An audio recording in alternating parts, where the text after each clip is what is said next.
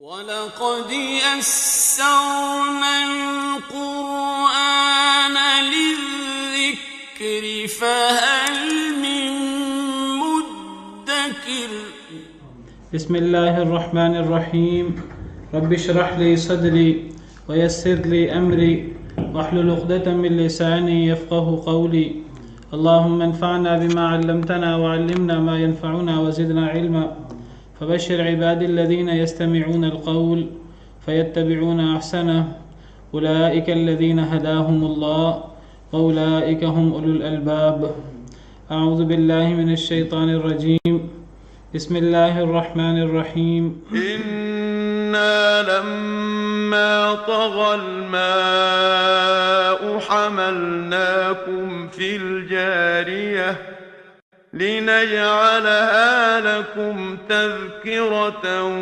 وتعيها أذن واعية فإذا نفخ في الصور نفخة واحدة وحملت الأرض والجبال فدكتا دكة واحدة فيومئذ وقعت الواقعة وانشقت السماء فهي يومئذ واهية والملك على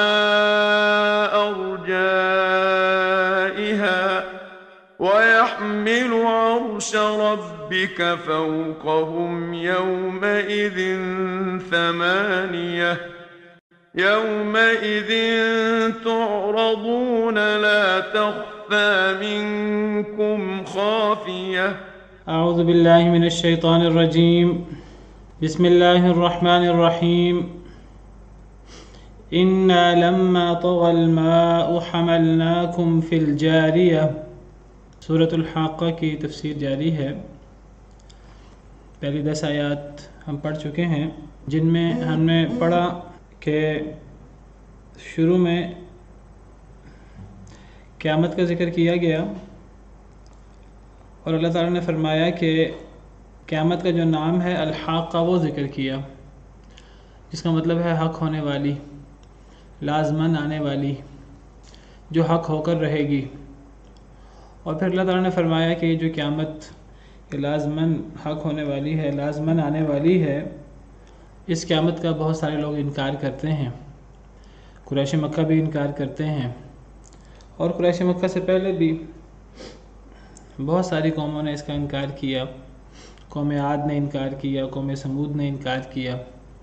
پھر اللہ تعالیٰ نے بتایا کہ پھر اللہ نے ان کا کیا انجام کیا، اللہ نے ان کو کیسے عبرت بنا دیا۔ قوم عاد کو اللہ تعالیٰ نے تیز و تند ہوا کے ساتھ، بڑی ٹھنڈی ہوا کے ساتھ اللہ نے تباہ و برباد کر دیا۔ وہ ہوا جو 7 راتیں اور 8 دن مسلسل چلتی رہی۔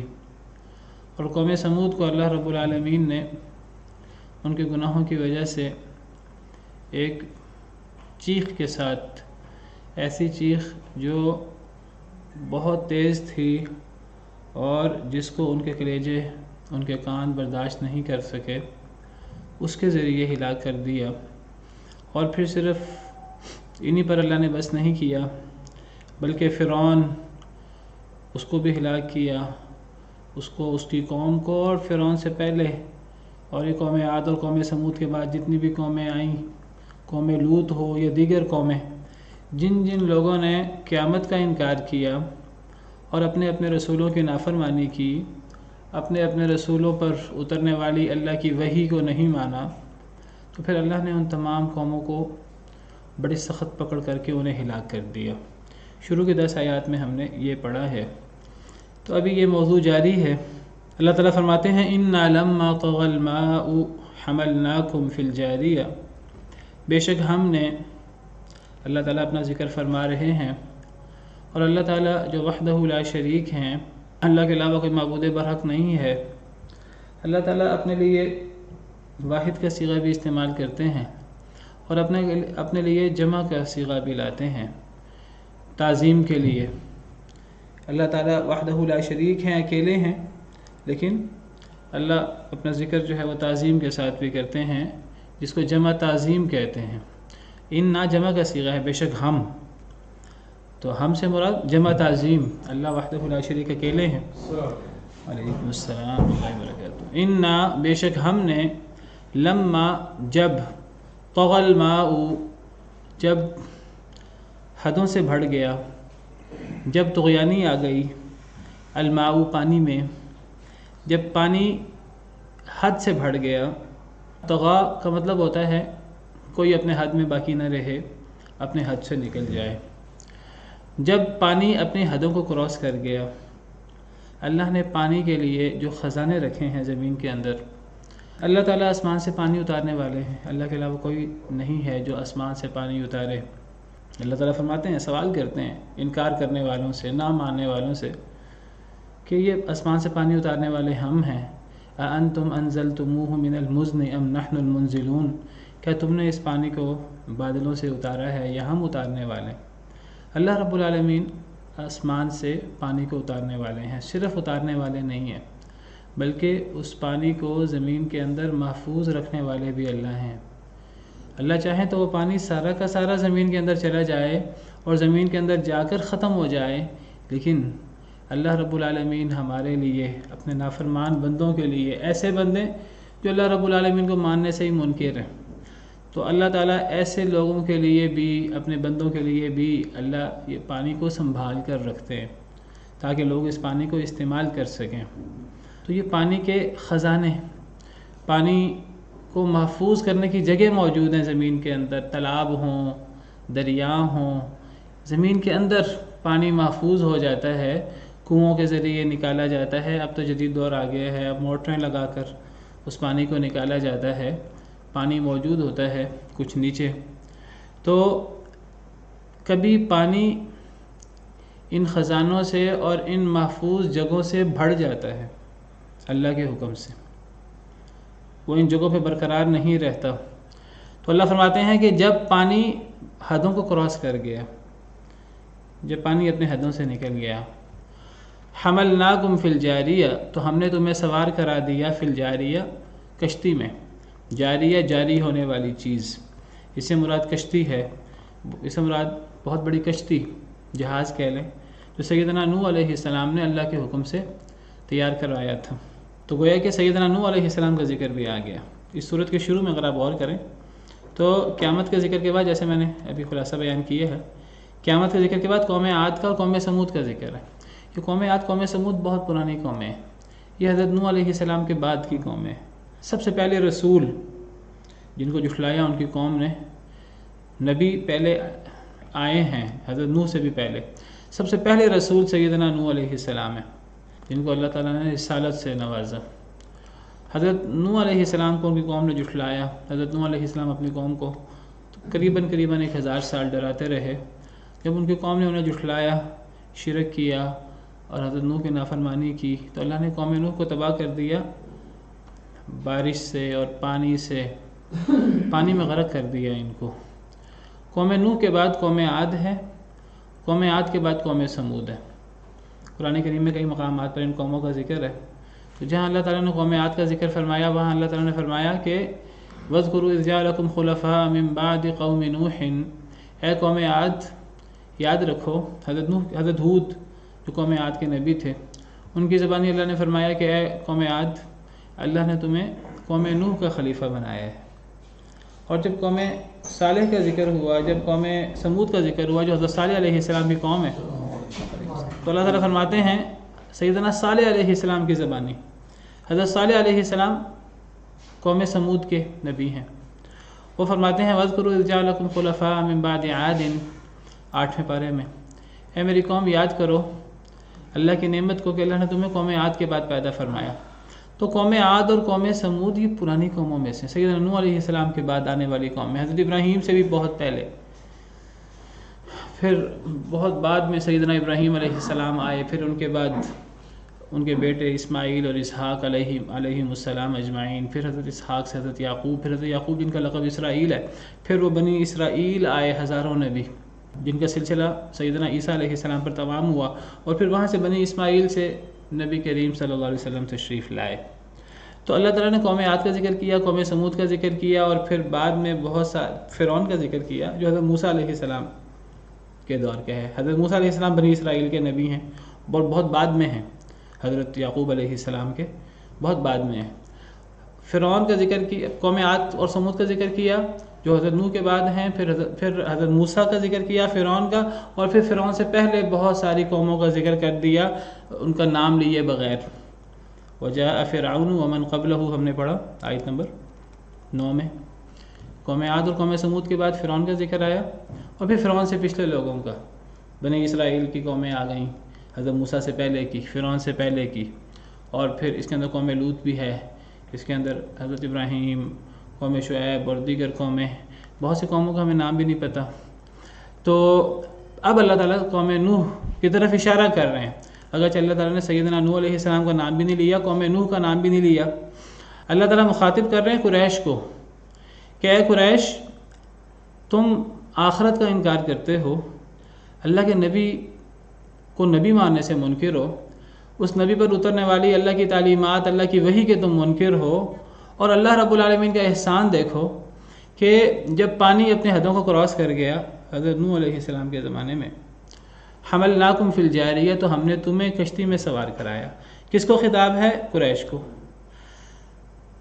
قریش کو خطاب ہے کہ اے قریش، جب پانی اپنے حدوں کو کراس کر گیا تو ہم نے تمہیں کشتی میں سوار کرایا۔ قریش کو تو کشتی میں سوار نہیں کرایا تھا، یہ تو قوم نوح کو جو حضرت نوح کے ساتھ ایمان لائے تھے ان کو سوار کرایا تھا۔ کیا مراد ہے؟ مراد یہ ہے کہ اے قریش، تم ہو کہ جو قرآن کے مخاطب ہیں، جتنے بھی لوگ ہیں، قرآن تو رہتی دنیا کے لیے کتاب ہے ہدایت کی، ہدی للناس ہے، یہ مخصوص قوم کے لیے نہیں ہے۔ شہر رمضان الذی انزل فیہ القرآن ہدی للناس، قرآن تمام لوگوں کے لیے، نبی صلی اللہ علیہ وسلم کے دور کے تمام لوگ جس علاقے میں بھی بستے ہوں، اور رہتی دنیا کے لیے، قیامت تک کے لیے۔ تو قرآن کریم کے مخاطب جو بھی پوری دنیا ہے نبی صلی اللہ علیہ وسلم کے دور کی اور قیامت تک آنے والی، اللہ تعالیٰ سب کو مخاطب گویا کہ کر رہے ہیں۔ قریش کو مخاطب کر رہے ہیں جو اولین مخاطب ہیں قرآن کے، اور پھر تمام لوگ قرآن کے مخاطب ہیں، ہم سب مخاطب ہیں۔ اللہ فرماتے ہیں کہ جب پانی اپنی حدوں کو کراس کر گیا تو اے لوگوں، ہم نے تمہیں سوار کرایا کشتی میں۔ ہمیں سوار کرایا یعنی ہمارے باپ، ہمارے آبا و اجداد کو، جو حضرت نوح علیہ السلام خود ہمارے آبا و اجداد میں سے ہیں، اور حضرت نوح علیہ السلام کے ساتھی، انہیں سوار کرایا۔ اگر حضرت نوح ان کے ساتھیوں کو اللہ تعالیٰ کشتی میں سوار نہ کراتے تو آج ہم نہ ہوتے۔ تو یہ ہم پر اللہ کا احسان ہے کہ اللہ نے گویا کہ ہمیں دنیا میں لانے کے لیے اللہ نے ہمارے آبا و اجداد کو، جو حضرت نوح کے ساتھ بیٹے، 3 بیٹے جو مسلمان ہوئے تھے، حام، سام اور یافس۔ حضرت نوح کے 2 بیٹے اور تھے، ایک بیٹا پہلے فوت ہو گیا تھا اور ایک بیٹا طوفان میں غرق ہوا تھا جس کا نام یام تھا یا کنعان تھا۔ تو 3 بیٹے حضرت نوح علیہ السلام کے، اور باقی مسلمان وہ جتنے بھی تھے، کہتے ہیں 80 کے قریب تھے، واللہ عالم۔ تو باقی دنیا جتنی بھی آئی ہے بعد میں، وہ انہی کی اولاد ہے۔ کوئی شخص بھی حضرت نوح کے بیٹوں اور ان کے ساتھ ایمان والوں کے علاوہ کی اولاد نہیں ہے، کیونکہ کوئی اور قوم نہیں بچی، سب ہلاک ہو گئے، کوئی باقی نہیں بچا۔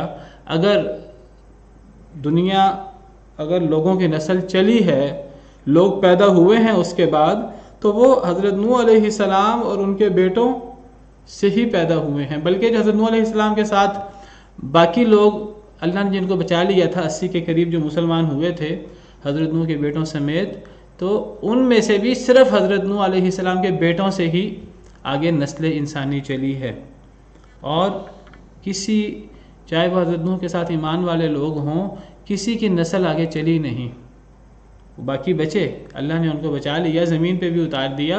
اگر نسل چلی ہے تو حضرت نوح علیہ السلام کی نسل چلی ہے ان کے 3 بیٹوں حام، سام اور یافس سے۔ تو اس لیے اللہ تعالیٰ فرماتے ہیں جو بھی قرآن کا مخاطب ہے کہ ہم نے تمہیں کشتی میں سوار کرایا تھا، یعنی تمہارے باپ دادا کو۔ اگر تمہارے باپ دادا کشتی میں سوار نہ ہو، گویا کہ ہم سب کے باپ دادا وہ ہیں جو کشتی میں موجود تھے، اور وہ حضرت نوح کے 3 بیٹے حام، سام اور یافس، گویا کہ حضرت نوح ہمارے جد امجد بنتے ہیں سیدنا آدم علیہ السلام کے بعد. اسی لیے سیدنا نوح علیہ السلام کا ایک لقب آدم ثانی بھی ہے، آدم ثانی. جس طرح حضرت آدم ہم سب کے باپ ہیں اور ہم سب حضرت آدم علیہ السلام کی اولاد ہیں، اسی طرح حضرت نوح علیہ السلام جو حضرت آدم کی اولاد میں سے ہیں. اب کہنے کو ہو سکتا تھا کہ حضرت نوح علیہ السلام سے بھی باقی دنیا کی نسل چلتی اور حضرت آدم علیہ السلام کی اور اس دور میں بہت ساری جو اولاد ہے اور جو انسان تھے وہ موجود تھے، لیکن کسی کی نسل باقی سب تباہ ہو گئے تو حضرت نوح علیہ السلام اور ان کے بیٹوں کی نسل آگے چلی ہے. اسی لیے اللہ تعالیٰ قرآن کریم میں فرماتے ہیں کئی مقام پر جہاں اللہ تعالیٰ حضرت نوح کا ذکر کرتے ہیں، تو حضرت نوح کا ذکر کرتے ہوئے اللہ فرماتے ہیں وَجَعَلْنَا ذُرِّيَّتَهُ هُمُ الْبَاقِينَ. سورہ صافات آیت نمبر 77. یہاں بھی اللہ تعالیٰ نے سیدنا نوح علیہ السلام کا ذکر فرمایا ہے. یہ دیکھیے سورہ صافات چل رہی ہے اور سورہ صافات آیت نمبر 75. وَلَقَدْ نَادَانَا نُوحٌ فَلَنِعْمَ الْمُجِيبُونَ. ہمیں نوح علیہ السلام نے پکارا، ہم کتنے اچھے جواب دینے والے ہیں، دعاؤں کو قبول کرنے والے ہیں. حضرت نوح نے پکارا یعنی اپنے قوم کے خلاف بد دعا کی. جب ان کو یقین ہو گیا کہ یہ قوم ایمان نہیں لائے گی، انہوں نے بد دعا کیا ہے اللہ ان میں سے ایک کو بھی سلامت نہ رکھ، سب کو تباہ و برباد کر دے. رب لا تذر علی الارض من الکافرین دیارا. اے اللہ کافروں کا ایک گھر بھی باقی نہ رکھ. اللہ نے ان کی دعا قبول کی. وَنَجَّيْنَاهُ وَأَهْلَهُ مِنَ الْكَرْبِ الْعَظِيمِ. ہم نے انہیں اور ان کے گھر والوں کو کرب عظیم سے نجات دی، جس کرب میں جس تکلیف میں وہ مبتلا تھے قوم والوں کی طرف سے. اور اللہ فرماتے ہیں وَجَعَلْنَا ذُرِّيَّتَهُ هُمُ الْبَاقِينَ. اور ہم نے بنا دیا اس کی اولاد کو. کس کی اولاد؟ نوح علیہ السلام کی اولاد. ہم الباقین، وہی باقی رہنے والے تھے، کسی کی اولاد باقی رہی نہیں. یعنی آپ دیکھیے جو حضرت نوح علیہ السلام کے ساتھ سوار ہوئے کشتی میں، صرف پوری دنیا میں سے وہ بچے. وہ کتنے تھے کہا جاتا ہے 80 کے قریب تھے، اللہ کو پتہ ہے. ان کو بھی چھوڑیے 80 لوگوں کو بھی. اگر اولاد باقی رہی ہے تو نوح علیہ السلام کی. اور نوح علیہ السلام کے 3 بیٹے جس طرح میں نے آپ کو تفصیل بیان کی ہے اور پہلے بھی کئی دفعہ اشارہ کیا ہے، حام، سام اور یافس سے آگے نسل انسانی چلی ہے دوبارہ. اس کے مطابق سیدنا نوح علیہ السلام آدم ثانی بنتے ہیں. ان کے بعد دنیا میں جتنی آبادی ہے قیامت تک جتنی بھی آئے گی وہ حضرت نوح کی اولادی ہوگی، حام، سام اور یافس سے. اور قرآن کریم میں اس کے اور دلائل بھی ہیں، اسی پر میں اکتفا کرتا ہوں. تو اللہ فرماتے ہیں کہ جو بھی قرآن کا مخاطب ہے، جو بھی یہ آیات پڑھ رہا ہے، نیک ہے کہ بد ہے، اللہ فرما رہے ہیں کہ جب پانی اپنی حدوں کو کراس کر گیا تو ہم نے تمہیں کشتی میں سوار کیا. ہمیں بھی، قریش کو بھی، جو قرآن کا مخاطب ہے سب کو. ہمیں کس معنی میں کہ ہمارے آباء و اجداد کو. اگر ہمارے آباء و اجداد نہ ہوتے تو آج ہم بھی نہ ہوتے. تو یہ اللہ کا ہم پر احسان ہے. جب بھی کشتی کو دیکھیں اللہ کے اس احسان کو یاد کریں. یہ کشتی ہے ہی اس لیے، یہ ہمارے لیے نشانی ہے بہت بڑی. چھوٹی کشتی ہو بڑی کشتی ہو، اللہ کی بہت بڑی نشانی ہے. اور اس کشتی سے ہمیں وہ بڑی کشتی یاد آ جانی چاہیے، سیدنا نوح علیہ السلام کی کشتی، جس کو سفینہ نوح کہتے ہیں. اور وہ کشتی کس کے لیے ہے؟ ایمان والوں کے لیے. وہ کشتی اللہ کے نافرمانوں کے لیے نہیں ہے. اللہ کے نافرمان جو ہیں وہ اس کشتی میں سوار نہیں ہو سکتے. اس کشتی میں کوئی سوار ہوا تو حضرت نوح علیہ السلام، ان کی وہ اولاد جو مومن تھی اور ان کے ساتھ ایمان والے لوگ اس کشتی میں سوار ہوئے. جب پانی اپنی حدوں کو کراس کر گیا، حدوں کو کراس کر گیا سے مراد میں بتا چکا ہوں کہ پانی کے جو خزانے اللہ نے مقرر کیے ہیں زمین کے اندر، جب پانی ان کمین گاہوں سے اور ان خزانوں سے نکل گیا جو اللہ نے مقرر کیے ہیں، میں اس کی طرف بھی آپ قرآن کریم اللہ نے اس کی بھی تفصیل بیان کی ہے. یہ دیکھیے اللہ تعالیٰ فرماتے ہیں، سورہ حجر آیت نمبر 22 ہے، اللہ تعالیٰ بارش کا ذکر کرتے ہیں. اللہ فرماتے ہیں ہم ہوائیں بھیجتے ہیں، بوجھل ہوائیں چلتی ہیں، وہ ہمیں نوید دیتی ہیں بارش کی. فَأَنزَلْنَا مِنَ السَّمَاءِ مَاءً، پھر ہم آسمان سے پانی اتارتے ہیں. فَأَسْقَيْنَاكُمُوهُ، وہ پانی ہم تمہیں پلاتے ہیں. وَمَا أَنْتُمْ لَهُ بِخَازِنِينَ، تم تو اس پانی کو محفوظ بھی نہیں کر سکتے. جو اللہ تعالیٰ بارشوں کے ذریعے اتارتے ہیں جس سے اللہ ہماری پیاس بجھاتے ہیں، ہم تو اس پانی کو محفوظ کرنے کے قابل بھی نہیں ہیں. ہم جو اللہ کا مقابلہ کرنے کو تیار بیٹھے ہوتے ہیں ہر وقت. اللہ معاف کرے. اچھا، ایک اور آیت کریمہ میں اللہ تعالیٰ فرماتے ہیں کہ سورہ مؤمنون آیت نمبر 18 نمبر آیت سورہ مؤمنون کی، اللہ تعالیٰ فرماتے ہیں وَأَنزَلْنَا مِنَ السَّمَاءِ مَاءً بِقَدَرٍ. یہ سورہ مؤمنون آیت نمبر 18 ہے. ہم نے نازل کیا بلندی سے پانی، بقدر ایک اندازے کے ساتھ. فَأَسْكَنَّاهُ فِي الْأَرْضِ، پھر ہم نے اس کو زمین میں جگہ دی. پانی کو برسانے والے اللہ تعالیٰ اور اس پانی کو زمین میں جگہ دینے والے، یعنی زمین میں محفوظ کرنے والے اللہ. وَإِنَّ عَلَىٰ ذَهَابٍ بِهِ لَقَادِرُونَ، اللہ فرماتے ہیں ہم جب چاہیں ہم اس پانی کو لے جائیں. یہ پانی کو زمین کے اندر رہنے بھی نہ دیں. تم اسی زمین کے اندر پانی کہاں محفوظ ہوتا ہے؟ جیسے میں نے ذکر کیا دریاؤں میں، تالابوں میں، اور اسی طرح زمین کے اندر جس کو آج ہم موٹروں سے نکالتے ہیں، جو آج ہماری نافرمانیوں اور ہماری سرکشیوں کے نتیجے میں وہ نیچے سے نیچے جاتا جا رہا ہے. اور ہم نے سورہ ملک کے آخر میں پڑھا کہ اللہ تعالیٰ فرماتے ہیں قُلْ أَرَأَيْتُمْ إِنْ أَصْبَحَ مَاؤُكُمْ غَوْرًا فَمَنْ يَأْتِيكُمْ بِمَاءٍ مَّعِينٍ، کہہ دیجئے اگر یہ پانی مزید نیچے چلا گیا تو یہ میٹھا پانی کون لائے گا؟ کوئی نہیں لائے گا. اللہ ہی ہیں پانی کو برسانے والے، اللہ ہی ہیں اسے ہمارے لیے محفوظ کرنے والے.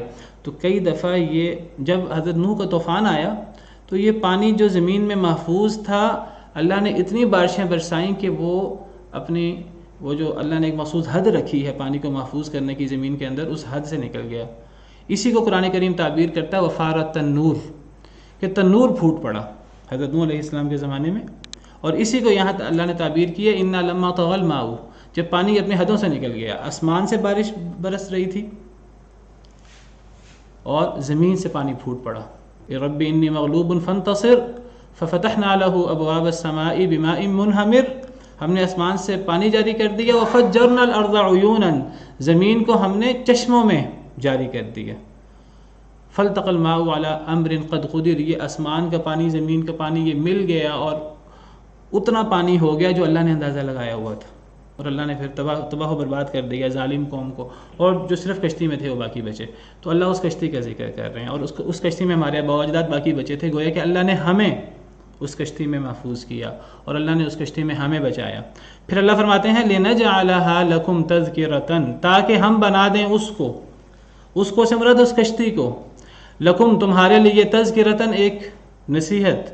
تو یہ کشتی ہمارے لیے ایک نصیحت ہے. کون سی کشتی؟ بعض علماء کہتے ہیں کہ یہ ہا کی ضمیر کشتی نوح کی طرف لوٹ رہی ہے، تاکہ ہم اس کشتی نوح کو تمہارے لیے ایک نصیحت بنا دیں. بعض علماء کی رائے یہ ہے کہ کشتی نوح ان آیات کے اولین مخاطب قریش ہیں، جیسے میں نے ذکر کیا قریش کے علاوہ رہتے دنیا کے سارے لوگ قیامت تک آنے والے اس کے مخاطب ہیں. بعض علماء کی رائے یہ ہے کہ قریش کے لوگوں نے بھی وہ کشتی دیکھی تھی، اللہ نے اس کشتی کو بطور نشانی قریش کے لیے محفوظ رکھا تھا. اور یہاں لِنَجْعَلَهَا ہا کی ضمیر اسی کشتی نوح کی طرف لوٹ رہی ہے.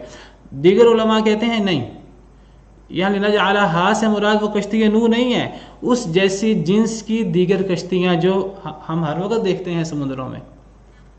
یعنی کیا مطلب؟ یعنی جیسے میں نے ابھی ذکر کیا، ہم کوئی کشتی دیکھیں، سمندر کے اندر جہاز دیکھیں، ہم دریاؤں کے اندر کوئی کشتی دیکھیں، اس سے ہمیں کشتی نوح کی یاد آ جانی چاہیے.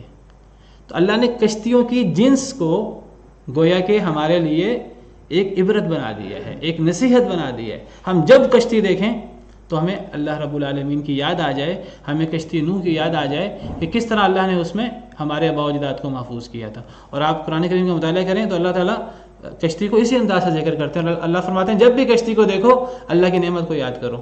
یہ دیکھیے سورہ زخرف آیت نمبر 13، اللہ تعالیٰ فرماتے ہیں لِتَسْتَوُوا عَلَىٰ ظُهُورِهِ، جب تم جانوروں کی پشتوں پر سوار ہو. جانوروں کا ذکر ہو رہا ہے.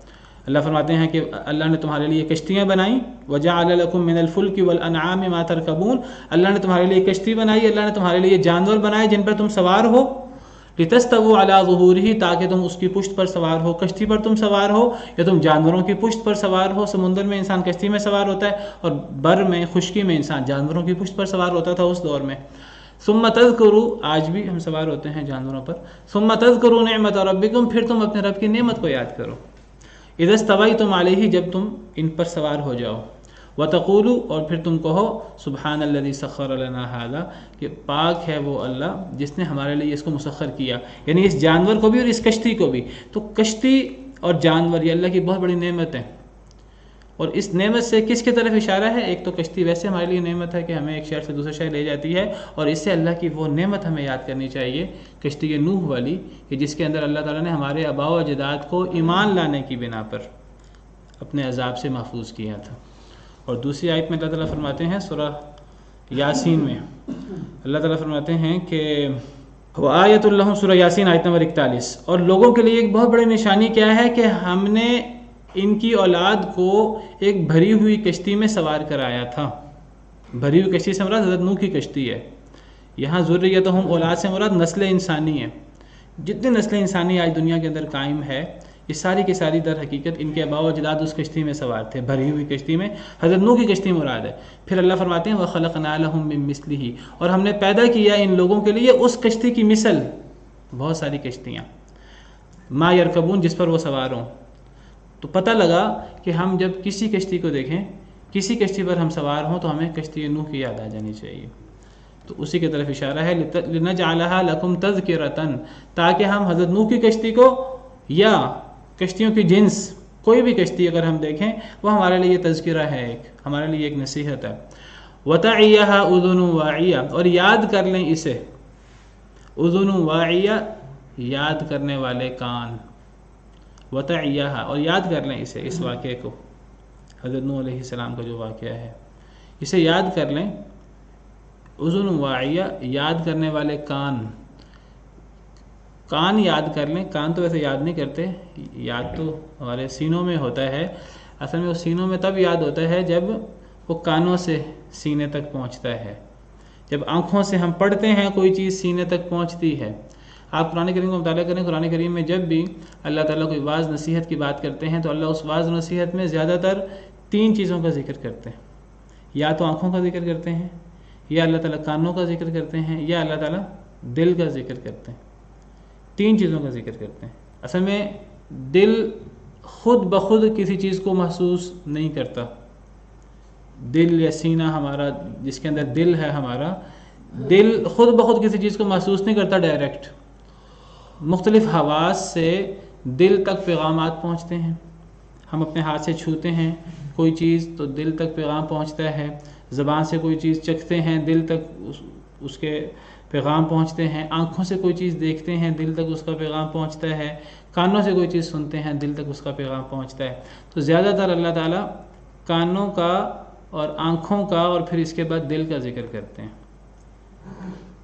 اور جب اللہ تعالیٰ فرماتے ہیں کہ فلاں شخص وہ اللہ کی ہدایت کو قبول کرنے پر تیار نہیں ہے، اللہ تعالیٰ فرماتے ہیں ہم نے اس کے کانوں پر مہر لگا دی، ہم نے اس کی آنکھوں پر مہر لگا دی، ہم نے اس کے دل پر مہر لگا دی. 3 چیزوں کا ذکر ہوتا ہے عام طور پر. ختم اللہ علی قلوبہم وعلی سمعہم وعلی ابصارہم غشاوہ، اللہ نے مہر لگا دی ان کے دلوں پر اور ان کے کانوں پر اور ان کی آنکھوں پر پردہ ہے. یعنی آنکھوں پر پردہ کس معنی میں کہ یہ آنکھوں سے اللہ کی نشانیاں دیکھ رہے ہیں. یہ آنکھیں یہ پیغامات جو غور و فکر والے پیغامات ہیں دل تک کیوں نہیں پہنچا رہی؟ یہ کان جو اللہ کی وحی سنیں اور اللہ کی وحی سن کر یہ جو عبرت والی باتیں ہیں یہ دل تک کیوں نہیں پہنچا رہے؟ پھر دل ان پہ غور کیوں نہیں کر رہا؟ تو یہ کان اللہ نے دیے ہیں کہ ہم کان سے عبرت والی باتیں سنیں، قرآن کی آیتیں سنیں، یہ واضح نصیحت کانوں سے سنیں. آنکھیں ہمیں اللہ نے دی کہ ہم اللہ کی نشانیاں دیکھیں، ہم جائیں زمین میں چلیں پھریں اور زمین میں چل پھر کر اولم یسیروا فی الارض فتکون لهم قلوب یعقلون بها او آذان یسمعون بها، کیا یہ لوگ زمین میں چلتے پھرتے نہیں؟ پھر ان کے دل ہونے چاہیے جس سے یہ عقل کریں، یا ان کے کان ہونے چاہیے جس سے یہ سنیں. فإنها لا تعمى الأبصار ولكن تعمى القلوب التي في الصدور. آنکھیں اندھی نہیں ہوتی، دل اندھے ہو جاتے ہیں جو سینوں میں. تو اللہ تعالیٰ ان 3 چیزوں میں سے کانوں، آنکھوں اور دل میں سے یہاں کانوں کا ذکر کر رہے ہیں، سننے کی بات کر رہے ہیں. نبی صلی اللہ علیہ وسلم کی جو واعظ و نصیحت تھے، جو نبی صلی اللہ علیہ وسلم اور صحابہ کرام جو قرآن کی آیتیں سناتے تھے کفار کو، تو اللہ تعالیٰ یا جو لوگوں کو جو واعظ و نصیحت کی جاتی ہے تو اللہ تعالیٰ فرماتے ہیں کہ لوگوں کے ایسے کان ہونے چاہیے جو اس نصیحت کی بات کو صرف سنے نہیں، سن کر یاد کر لیں. یاد کر لیں، ان کو یہ بات یاد ہو جائے کہ جو اللہ کی فرما برداری کرنے والے لوگ ہیں انہی کو فلاح ہوگی، انہی کو بقا ہوگی، وہی باقی بچیں گے دنیا میں بھی اور آخرت میں بھی. اور جو اللہ کی نافرمانی کرنے والے لوگ ہیں وہ دنیا میں بھی تباہ ہوں گے، آخرت میں بھی تباہ ہوں گے. وَتَعِيَهَا أُذُنٌ وَاعِيَةٌ، یاد کر لیں اس واقعے کو، حضرت نوح علیہ السلام کا واقعہ اور اس جیسے واقعات، اس کو یاد کر لیں. اذن واعیہ، یاد رکھنے والے دل. فَإِذَا نُفِخَ فِي الصُّورِ نَفْخَةٌ وَاحِدَةٌ، پس جب پھونکا جائے گا سور میں، نفخۃ واحدہ، ایک ہی دفعہ پھونکا جانا. جب سور میں پھونکا جائے گا، ایک ہی دفعہ پھونکا جانا. سور میں کتنی دفعہ سور پھونکے جائیں گے؟ قرآن کریم کا مطالعہ کریں تو عام طور پر 2 دفعہ سور پھونکنے کا ذکر ملتا ہے. ایک دفعہ سور پھونکا جائے گا، سیدنا اسرافیل علیہ السلام سور پھونکیں گے، اللہ نے ان کو مقرر کیا ہے سور پھونکنے پر. وہ ایک دفعہ سور پھونکیں گے تو جتنی دنیا باقی ہے وہ ساری کی ساری تباہ و برباد ہو جائے گی، قیامت واقع ہو جائے گی. یہ سارا نظام جو ہزاروں لاکھوں کروڑوں اربوں سالوں سے اللہ کو پتہ ہے کب سے یہ چل رہا ہے، ایک نظم و ضبط کے مطابق یہ سارا کا سارا نظام درہم برہم ہو جائے گا. سورج تباہ و برباد ہو جائے گا، چاند تباہ و برباد ہو جائے گا، ستارے بجھ جائیں گے، جھڑ جائیں گے. یہ آسمان ہے، آسمان پھٹ جائے گا. یہ زمین ہے، زمین ریزہ ریزہ ہو جائے گی. پہاڑ ہیں، پہاڑ ریزہ ریزہ ہو جائیں گے. ہر چیز تباہ و برباد ہو جائے گی، یکلخت سارا نظام الٹ پلٹ ہو جائے گا. تو ایک سور پھونکنے پر یہ ہوگا، تباہی آ جائے گی. اور یہ کب ہوگا؟ جب دنیا میں کوئی اللہ کہنے والا نہیں ہوگا، جب دنیا کے اندر کوئی مسلمان نہیں ہوگا. اور پھر ایک اور سور پھونکا جائے گا کہ پہلے مرے ہوئے لوگ جو قیامت سے بھی پہلے مر گئے، آج کے زمانے سے پہلے لوگ مر گئے تھے، آدم علیہ السلام کے زمانے سے لے کر آج تک جتنے لوگ مر گئے ہیں، اور قیامت سے پہلے پہلے جتنے لوگ مریں گے وہ بھی، اور قیامت کے دن جو مردار ہوں گے، جو اللہ کے عذاب کا شکار ہوں گے، وہ بھی دوسرا سور پھونکا جائے گا، سارے زندہ ہو جائیں گے. قیامت کے دن بھی مرنے والے اور قیامت سے پہلے حضرت آدم علیہ السلام سے لے کر قیامت تک مرنے والے لوگ جو قیامت سے پہلے پہلے مر گئے، یہ سب جو ہیں یہ زندہ ہو جائیں گے. تو 2 سور پھونکے جائیں گے. سور ایک نہیں ہے، سور 2 ہیں، بلکہ بعض علماء کے مطابق تو 3 سور ہیں، لیکن رائے کے مطابق 2 سور ہیں. ایک دفعہ سور پھونکنے سے جو باقی ساری دنیا بچی ہوئی ہے، جو کافر قیامت کے دن، جس دن قیامت قائم ہوگی اس دن باقی ہوں گے، ایک سور پھونکنے سے ساری دنیا تباہ ہو جائے گی. اور پھر اللہ کو پتہ ہے دوسرا سور کب پھونکا جائے گا، پہلے اور دوسرے سور میں کتنا وقفہ ہے. بعض احادیث مبارکہ کے مطابق صحیح احادیث ہیں 40 کا وقفہ ہے. اب وہ 40 دن ہیں کہ 40 مہینے ہیں کہ 40 سال ہیں، وہ حدیث مبارکہ میں نے کئی دفعہ آپ کے سامنے پیش کی ہے، صحیح بخاری کی حدیث ہے. اللہ کو پتہ ہے وہ 40 دن ہیں کہ 40 مہینے ہیں کہ 40 سال ہیں، یا اللہ کا کوئی اپنا کوئی حساب کتاب ہے 40 وہ. اس کے بعد دوسرا سور پھونکا جائے گا. جب دوسرا سور پھونکا جائے گا فَإِذَا نُفِخَ فِيهِ أُخْرَى فَإِذَا هُمْ قِيَامٌ يَنظُرُونَ، پھر سب کھڑے ہو جائیں گے. اس کو نفخۃ القیام کہتے ہیں. یہاں اللہ تعالیٰ ایک سور کا ذکر کر رہے ہیں، ایک ہی سور پھونکا جائے گا. یہ مراد نہیں سور ایک ہوگا، مراد یہ اللہ کو دنیا تباہ کرنے کے لیے دوسرے سور کی ضرورت نہیں ہوگی. اذان کے بعد میں ذکر کر رہا تھا کہ سور 2 ہیں. ایک سور ہے جو جتنی دنیا باقی رہ جائے گی، جتنے لوگ باقی رہ جائیں گے اللہ کے نافرمان لوگ، ان کو تباہ و برباد کرنے کے لیے، ان کو ختم کرنے کے لیے، اور کائنات کا نظام درہم برہم ہو جائے گا اس سور سے. اور دوسرا سور ہے جو پھونکا جائے گا، اور پرانے جتنے لوگ مرے ہیں اور جو لوگ قیامت کے دن پہلے سور پہ مریں گے تو وہ سب کے سب زندہ ہو جائیں گے. تو 2 سور ہیں، اور ان دونوں کے درمیان 40 کا وقفہ ہے. سور 2 ہیں، اور بعض علماء کے مطابق 3 ہیں، وہ الگ موضوع ہے. اللہ تعالیٰ یہاں فرما رہے ہیں کہ ایک سور پھونکا جائے گا. فَإِذَا نُفِخَ فِي الصُّورِ نَفْخَةٌ وَاحِدَةٌ، جب پھونکا جائے گا سور میں، بگل میں، ایک ہی سور، ایک ہی دفعہ نفخہ پھونکا جائے گا.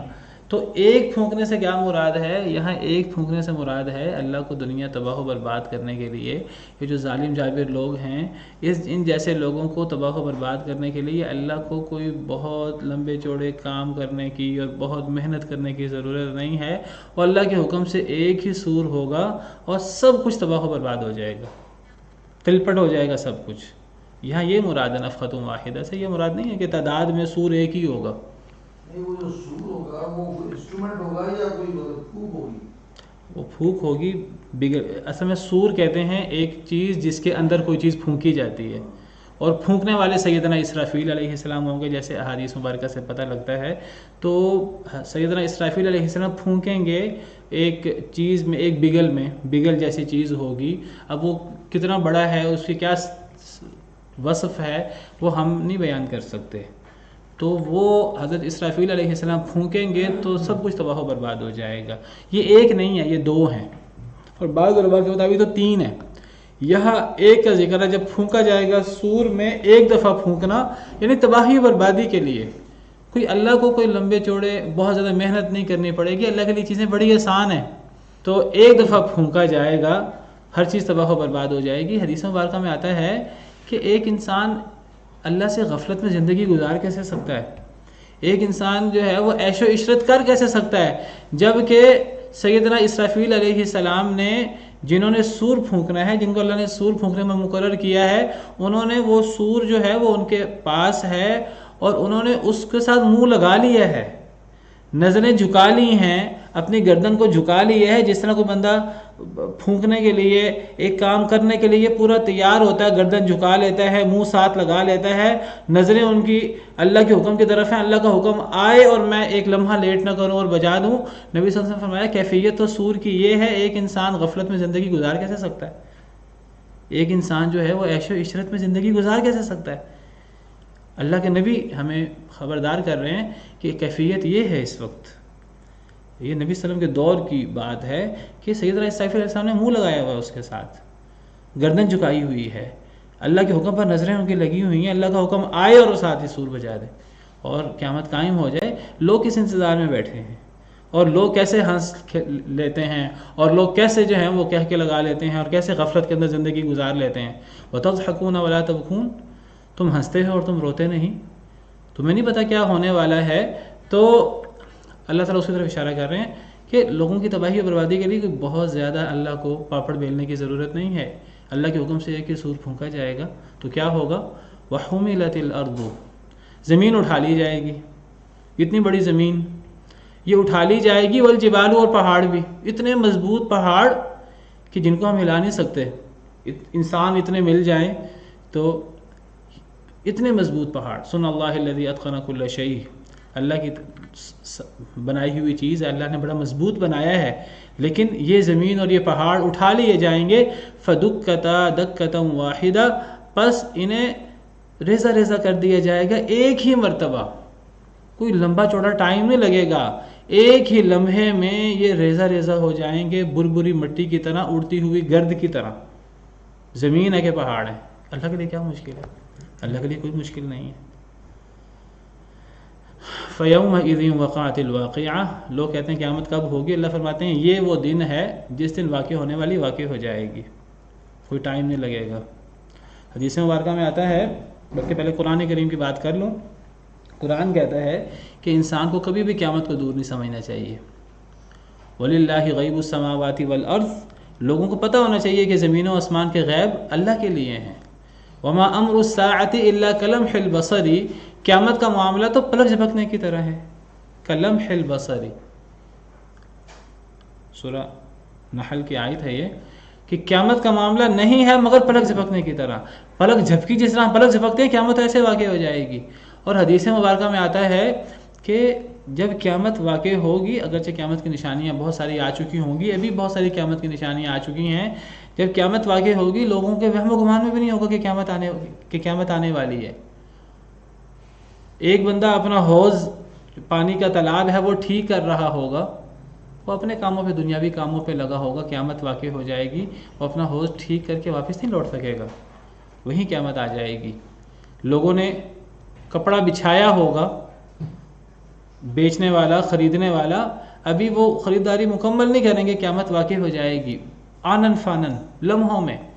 ایک بندے نے لقمہ اٹھایا ہوگا، صحیح بخاری کی حدیث ہے، لقمہ اٹھایا ہوگا ایک بندہ، یعنی وہ کھانا کھا رہا ہوگا، اس کے وہم و گمان میں بھی نہیں ہوگا قیامت آنے والی ہے، اور ابھی لقمہ منہ میں نہیں جائے گا، قیامت واقع ہو جائے گی.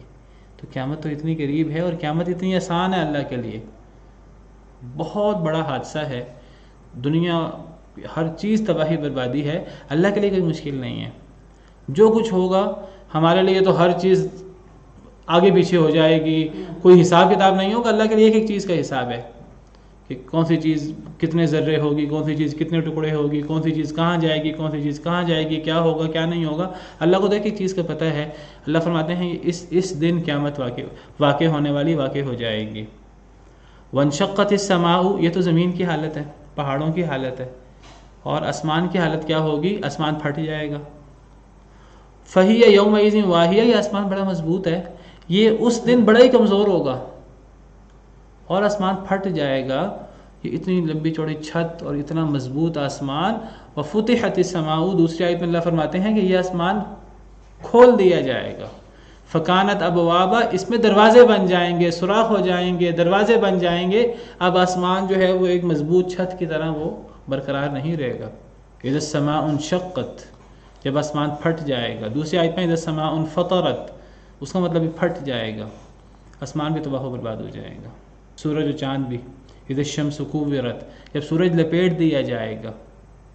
واذا النجوم انکدرت، جب ستارے جھڑ جائیں گے، مدھم ہو جائیں گے، جھڑ جائیں گے، تباہ و برباد ہو جائیں گے. چاند بھی اسی طرح، ہر چیز تباہ و برباد ہو جائے گی. تو یہ قیامت واقع ہو جائے گی. اس قیامت کا یہ لوگ انکار کرتے ہیں. اور یہ بات یاد رکھیے، میں کئی دفعہ پہلے ذکر کیا ہے، ہم کئی دفعہ سوچتے ہیں یہ قیامت تو ان لوگوں پر واقع ہونی جو کافر ہوں گے. جب قیامت قائم ہوگی تو اللہ کہنے والا کوئی نہیں ہوگا. یہ بات ٹھیک ہے، جب قیامت قائم ہوگی تو کوئی اللہ کہنے والا نہیں ہوگا. لیکن یہ بات یاد رکھیے کہ یہ جو الساعہ ہے، الساعہ کا مطلب گھڑی، ہر شخص پر یہ گھڑی آنی ہے. ہر شخص کی موت کے وقت، ہر شخص کی موت آپ سمجھیے اس کی قیامت ہے. من مات قامت قیامتہ، جو بندہ مر جاتا ہے اس کی تو قیامت قائم ہو جاتی ہے، اس کو تو کسی نئی قیامت کی ضرورت نہیں ہے. اور نہ جو بندہ مر جائے گا پہلے اس پر کوئی نئی قیامت آئے گی. وہ تو پھر اس کے لیے تو دوسرا نفخہ ہوگا، نفخہ قیام جس کو کہتے ہیں، جب اللہ کے حضور میدان محشر میں پیش ہونا ہوگا. وَاسْتَمِعْ يَوْمَ يُنَادِ الْمُنَادِ مِن مَّكَانٍ قَرِيبٍ، ذرا غور سے سنو، ایک منادی ندا لگائے گا قریب کی جگہ سے، ہر بندے کو قریب سے آواز آ رہی ہوگی، اور اس وقت لوگ دوڑ کر پہنچیں گے میدان محشر میں. تو جو بندہ جس کی موت آ گئی اس کی تو قیامت آ گئی نا.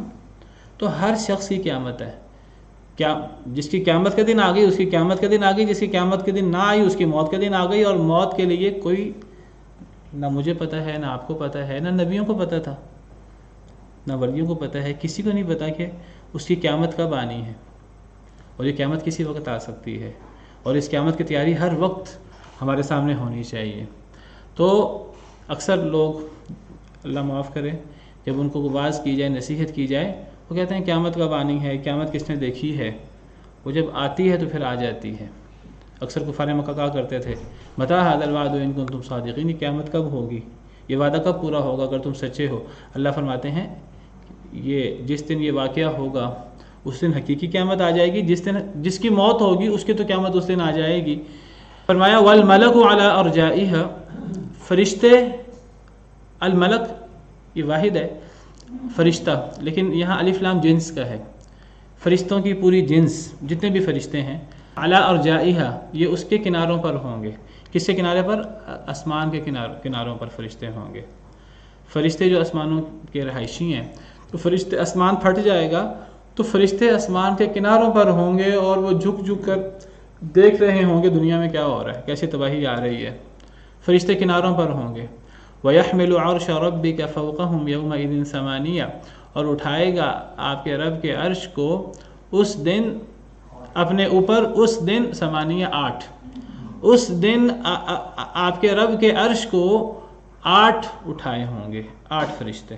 اس دن اللہ رب العالمین آئیں گے حساب کے لیے. وَجَاءَ رَبُّكَ وَالْمَلَكُ صَفًّا صَفًّا، آپ کا رب آئے گا، فرشتے بھی ساتھ ہوں گے صفوں میں. اللہ حساب کے لیے تشریف لائیں گے، اور اس دن حساب لگے گا. تو اس دن اللہ کے عرش کو 8 اٹھائے ہوئے ہوں گے. 8 فرشتے، یہ 8 فرشتے ہیں تعداد میں، 8 یہ فرشتوں کی 8 جماعتیں ہیں بڑی بڑی. واللہ عالم، اللہ کو بہتر پتہ ہے. اور یہ کتنے بڑے فرشتے ہیں، اور اللہ کا عرش کتنا بڑا ہے. وقت ختم ہو گیا تقریباً، میں صرف آپ کو 1 منٹ کے اندر حدیث مبارکہ بیان کر دوں. یہ کتنے بڑے فرشتے ہیں. حدیث مبارکہ ہے کہ یہ فرشتے اتنے بڑے ہیں کہ ان فرشتوں کی کانوں کی لو سے لے کر ان کی گردن کے درمیان اتنا فاصلہ ہے کہ جتنا ایک تیز رفتار پرندہ 700 سال تک اڑتا رہے. ایک تیز رفتار پرندہ، اس دور میں سب سے تیز رفتار کوئی اگر سفر طے کرتا تھا تو پرندہ، عقاب یا باز، یہ شیر و چیتے سے بھی تیز بھاگتا ہے. تو ایک تیز رفتار پرندہ 700 سال تک اگر اڑتا رہے تو وہ، یہ فرشتے اتنے بڑے ہیں کہ ان فرشتوں کی کانوں کی لو ما بین شحمۃ اذنہ الی عنقہ، حدیث کے الفاظ ہیں، تو اس کی گردن تک اور اس کی کانوں کی لو کے درمیان اتنا بڑا فاصلہ ہے، جتنا تیز رفتار پرندہ 700 سال کے اندر وہ فاصلہ طے نہیں کر سکتا، اتنے بڑے فرشتے ہیں۔ یہ 8 فرشتے ہیں یا یہ فرشتوں کی 8 جماعتیں ہیں؟ سیدنا ابن عباس رضی اللہ عنہ سے منقول ہے کہ یہ فرشتوں کی 8 بڑی بڑی جماعتیں ہیں، اور ہر جماعت جتنے انسان ہیں اور جتنے فرشتے ہیں اور جتنے جن ہیں اور جتنی مخلوقات ہیں، یہ ایک جماعت ان سب کے برابر ہے۔ واللہ تعالی عالم۔ تو یہ 8 فرشتے ہیں، یہ فرشتوں کی 8 جماعتیں اللہ کو پتہ ہے۔ تو اللہ تعالیٰ شان و شوکت کے ساتھ اس دن آئیں گے اور اللہ کے عرش کو 8 فرشتے اٹھائے ہوئے ہوں گے، اور یومئذ تعرضون، اس دن تم پیش کیے جاؤ گے اپنے رب کے سامنے حساب کتاب کے لیے۔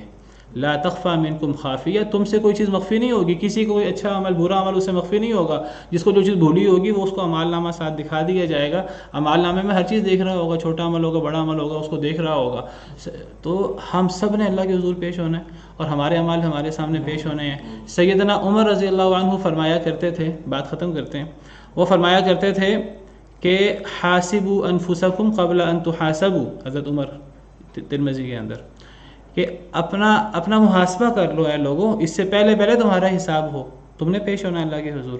قیامت کے دن اللہ کے سامنے پیش ہونے سے پہلے اپنے حساب سے پہلے دنیا کے اندر اپنا محاسبہ کر لیا کرو۔